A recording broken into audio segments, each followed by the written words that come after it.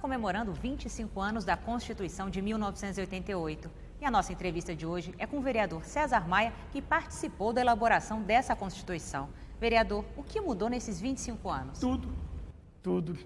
Porque a questão da democracia é questão das instituições, dos direitos individuais, dos direitos sociais, do funcionamento dos poderes. Enfim, isso tudo muda, porque você vinha da Constituição de 67, que era uma Constituição outorgada pelo regime militar, onde esses direitos tinham sempre uma ressalva. No limite, intervém o Poder Executivo, através de decretos-leis, através de emendas constitucionais. Portanto, muda tudo. Então, você teve uma Constituinte viva, vibrante. O modelo que foi usado pelo presidente Sarney era o modelo clássico das Constituintes, sempre é assim. Você tem um grupo de juristas que forma um documento, uma Constituição para discussão. Porém, essa Constituição que foi coordenada pelo Afonso Arinos, né, essa Constituição, ela incluía o Ministério da Defesa, que naquele momento era uma espécie de agravamento contra os militares, constituía o parlamentarismo, centralizava o ICM, houve uma reação de partida.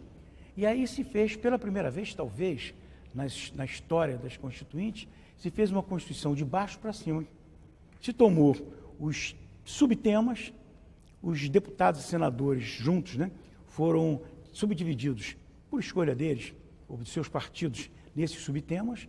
Esses subtemas foram para temas, esses temas foram para a comissão de aglutinação, de compatibilização, e esse documento que sai da comissão de compatibilização é que vai ao plenário, com emendas livres. Quer dizer, o deputado, o constituinte, que eventualmente não participou da comissão de consolidação, ele livremente atuava no plenário, colocando suas emendas, pedindo para voltar o texto da comissão temática, o que ele quisesse. Então foi um processo único e muito interessante, muito democrático, muito aberto. A sociedade civil organizada, seus sindicatos, associações intelectuais, grandes lideranças da sociedade, grandes professores, mestres, estavam quase sistematicamente lá dentro. Você esbarrava com eles, pessoas que a gente pede assinatura, autógrafo, pessoas muito importantes, você esbarrava com eles lá dentro. Você perguntava, pedia opinião, e essas opiniões eram dadas com a maior franqueza do mundo. Uma das coisas que o senhor colocou, uma das grandes mudanças, foi a divisão dos poderes, principalmente do Executivo e do Legislativo. Essa divisão trouxe força para os vereadores? Olha, isso é um clássico dos regimes democráticos, né? Isso é um princípio do século XVIII, né? Na Declaração de Independência dos Estados Unidos, já está lá na Constituição Americana, portanto, não é nenhuma novidade. Agora, essa Constituição ainda teve, por uma resistência muito grande do Executivo, ainda teve memória do regime autoritário. Uma medida provisória é um caso desses. Limitações à iniciativa do Poder Legislativo em matéria de pessoal, né?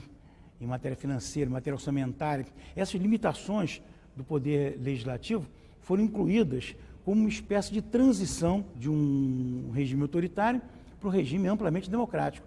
O Poder Legislativo, não vou nem falar da Europa, que são regimes parlamentares, mas, por exemplo, dos Estados Unidos, que é um padrão de democracia presidencial, o Poder Legislativo de lá tem muito mais poder do que o de cá, nos três níveis.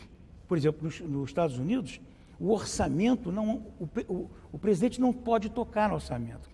O Legislativo aprova o orçamento e há uma comissão mista, Senado-Câmara, que executa o orçamento. E na linguagem da execução orçamentária, se chama empenha o orçamento. E o Executivo executa aquilo que foi empenhado. E mais ainda, para gastar menos do que está ali, tem que pedir licença para o Legislativo. Para gastar mais, não preciso nem falar, porque não consta do orçamento. Então, claro, nós temos que entender, contextualizar, outra vez essa palavra, hein? Entender que foi um enorme passo num processo de transição da democracia que foi conduzido pelo regime militar.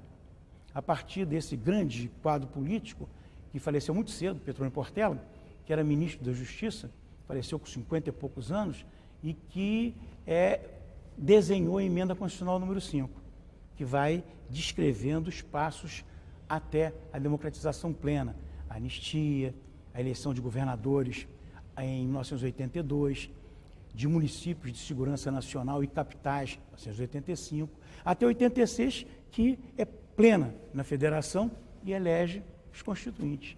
Eu tive já a sorte de estar entre eles e poder aprender tanto na Constituinte. E o senhor acha que a Constituição necessita de uma atualização? Olha, sempre precisará. No modelo nosso, que é de uma Constituição extensa, que não é um modelo americano, que é uma Constituição curta, e nem o modelo britânico, que é uma Constituição constitucionária, que você vai construindo sem um texto constitucional, vai precisar. Agora, eu digo que, com todas as emendas que foram feitas, e não foram poucas, elas não teriam sido feitas se não se tivesse um tronco sólido, que é essa Constituição. Tá bom, vereador. Muito obrigada pela sua entrevista. Nada, eu agradeço. E é com vocês aí no estúdio.